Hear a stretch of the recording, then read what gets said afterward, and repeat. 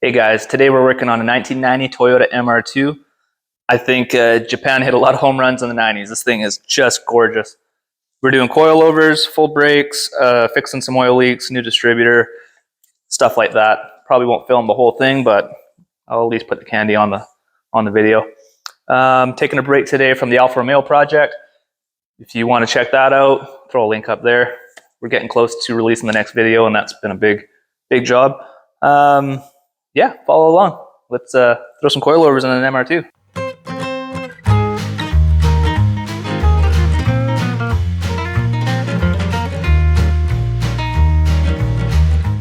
Before I do any suspension work on any vehicle, modifying it, whether I'm raising it or lowering it, I always go around the vehicle and get 4 measurements from each wheel, from the ground just up to the center of the fender, and I just run it straight through the center line of the hub.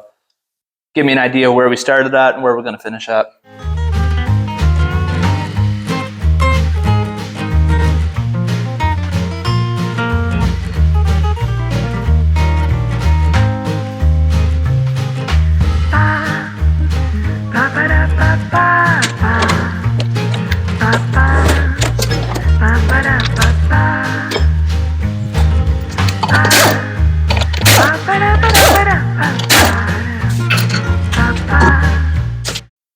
These coilovers are toast. Sorry, these stock struts are toast.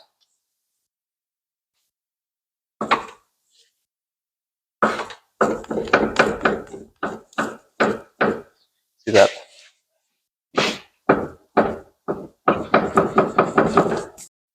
All right, we'll pop these two 19mm nuts off and 19mm bolts in the back. Get this ABS wire out, little 10mm right here. And easy peasy, just get this brake line out of the way. Disconnect that. And then we'll go up top and remove the top bolts. Easy on the front.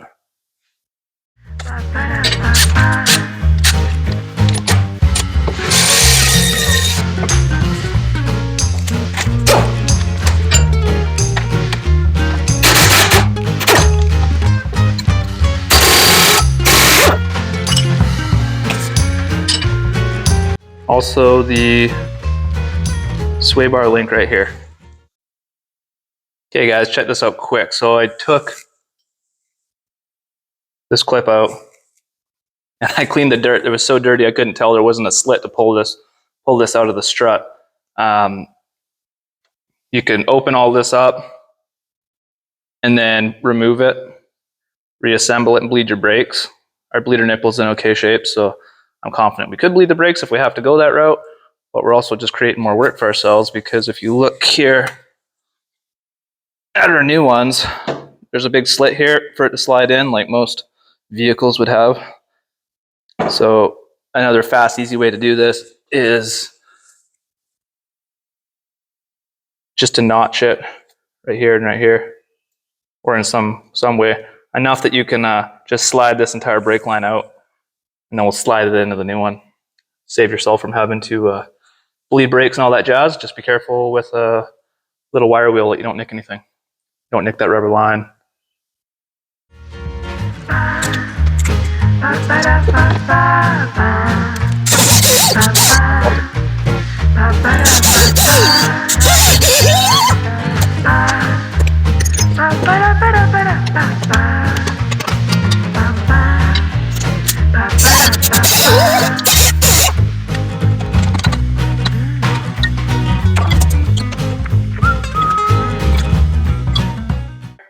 Four nuts right here, and this strut's coming out.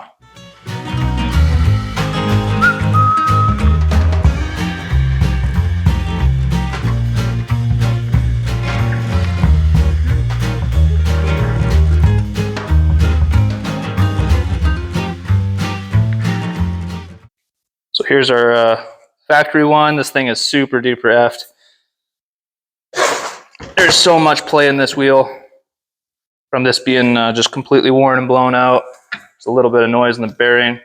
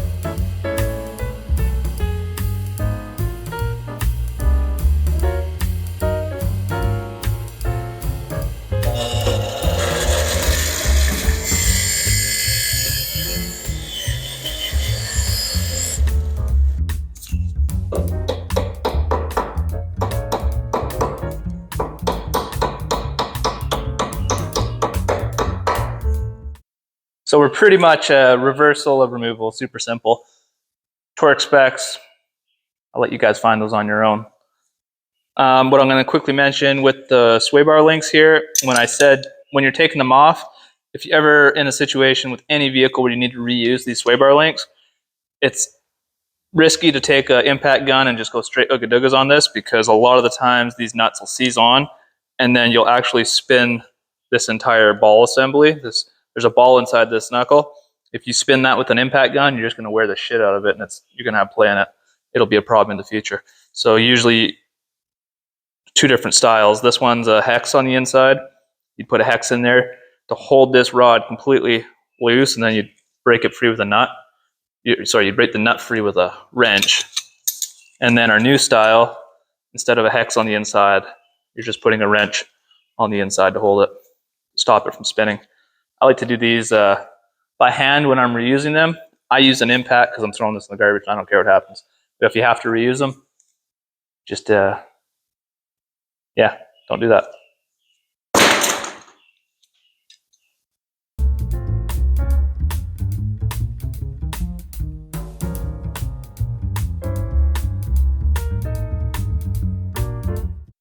Okay, fronts are in, not bad. I'm going to throw the rears in. I thought I would really quickly just touch on these coilovers a little bit. This is by no means supposed to be an in-depth review of this. If you want, go find that elsewhere. This just happened to be the job in the shop today and I wanted to film. But if you are going to adjust ride height on something like this, right here is how you set preload on the spring. So if you play with these collars to try to bring it down and get your ride height down, you're just going to screw this up. You need to have preload on this spring. Right here, this is where you adjust, and you'll see it's threaded inside the body here.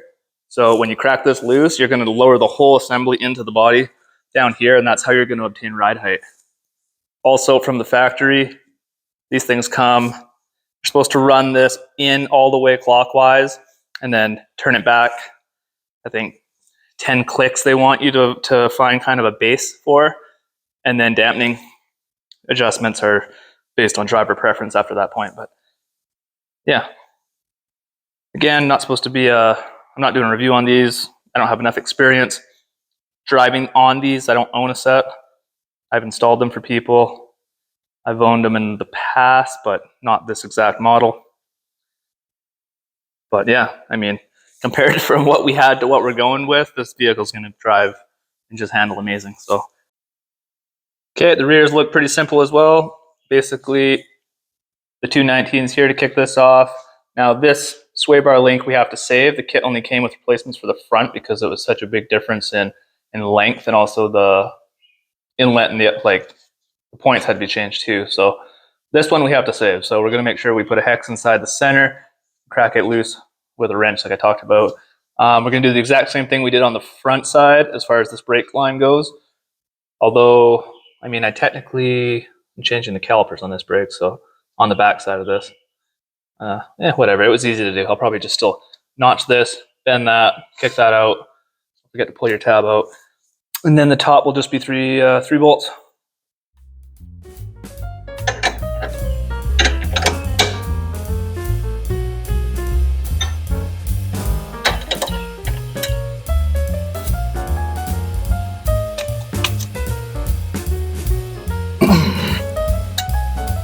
Tight.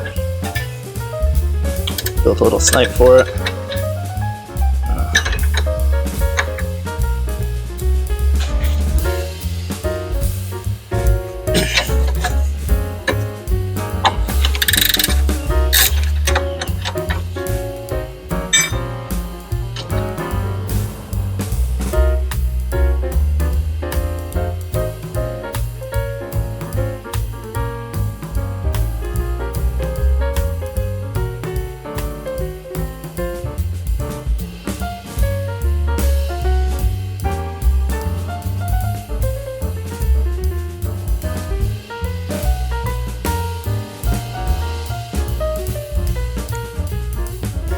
So 3 bolts here. I could feel this one pretty easily with my finger, so I'm not going to try to get into removing this panel right here.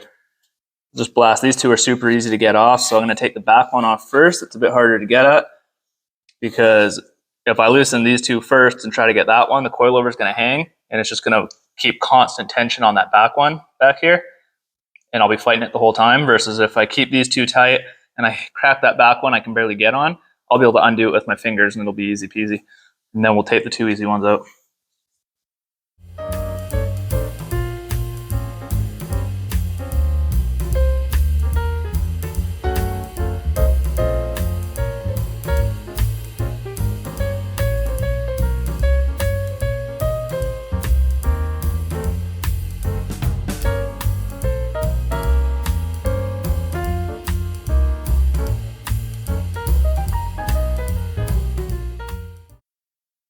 All right, here's our old one.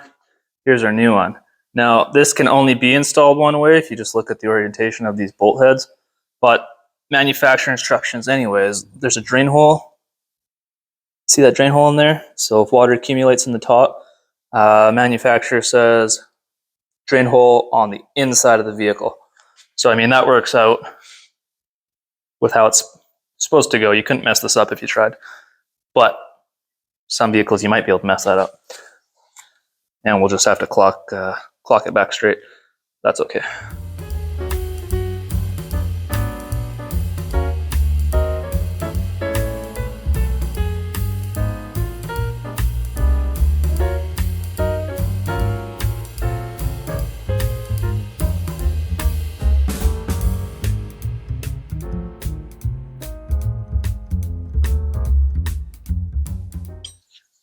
Why didn't you just undo this piece? It's only a few bolts. Sometimes you just open a can of worms. You know, I'm not saying this vehicle specifically, so I'm not super experienced with these, but in general, when you're working on vehicles, if I can avoid something where I'm going to have to realign body lines and stuff.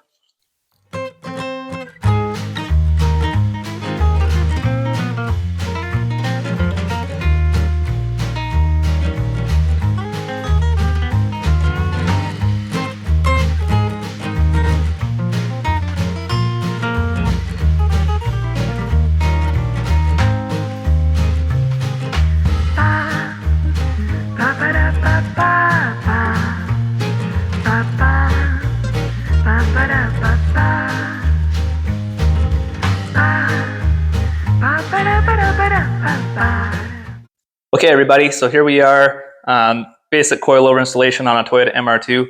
I'm going to button this up, and I have to hammer out the other side really quick too, as well as do a whole bunch of other work, but I'm probably going to stop filming here, and I work a little bit faster off camera. So yeah, so to touch on a few things here, I'm going to go through and I'm going to torque everything that I've touched, as well as from the manufacturer, like these collars, for example, on the suspension. I'm going to make sure that those are tight.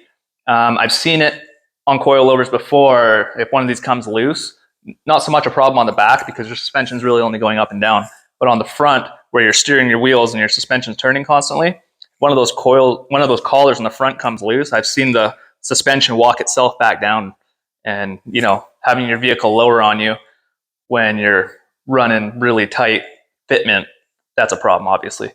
So double check everything, make sure everything's tight, everything's torqued. For this vehicle, we're not going for a stanced out look. This is a daily driven vehicle, so we're going to find ride height close to where it came in at. So if you've seen, I took measurements before it came in. I also made sure tire pressures were where they needed to be. We're going to put this on the ground and find ride height to where it was at when it came in, within an inch lower. Basically, I can't have tires rubbing in the fenders, and I can't have it bottoming out on speed bumps and shit like that. Like, it's got to be practical for a daily car. But yeah, if you enjoyed this video at all, shoot me a thumbs up and subscribe. Maybe I'll see you in the next one. And throw down in the comments, what was your favorite vehicle from Japan in the 90s? They hit so many home runs. Like, I'm a big fan of imports from the 90s in Japan. And Toyota MR2 is definitely up there for me. But I'd probably be leaning like R32 Skyline, I think. I don't know. What's yours? Yeah, so if you subscribe, maybe I'll see you in the next one.